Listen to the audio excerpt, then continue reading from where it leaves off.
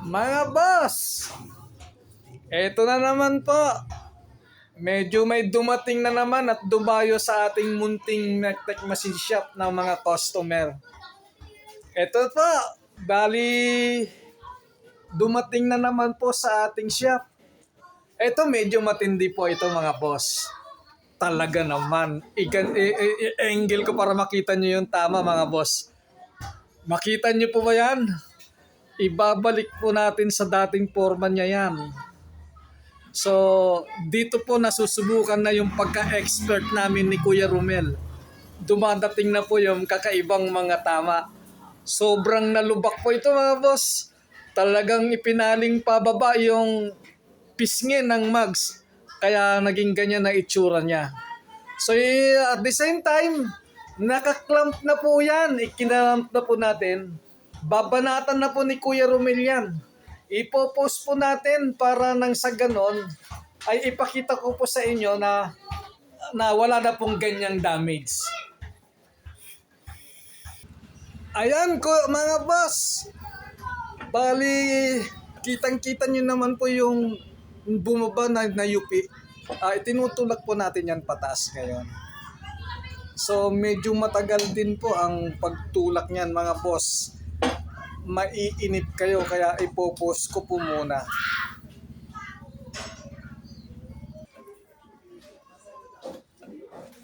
Horizontal na po ang hydraulic jack natin para itulak ang pisngi mga boss. Ayan.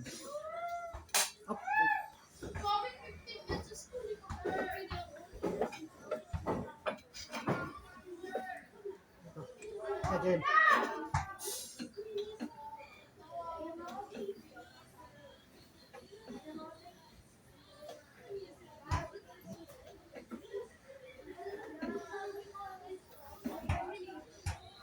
Tiyagaan lang talaga mga boss.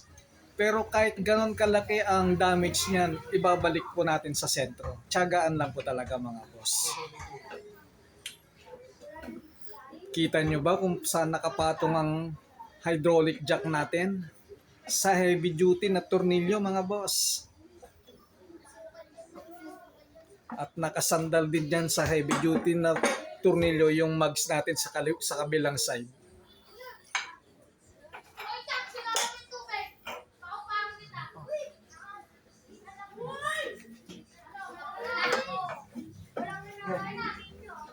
So, tsaga-tsaga lang po muna natin i-press ng pa-horizontal yan. Babalik po tayo mamaya mga boss. Mga boss, ayan na po yung pisngi ng mugs natin.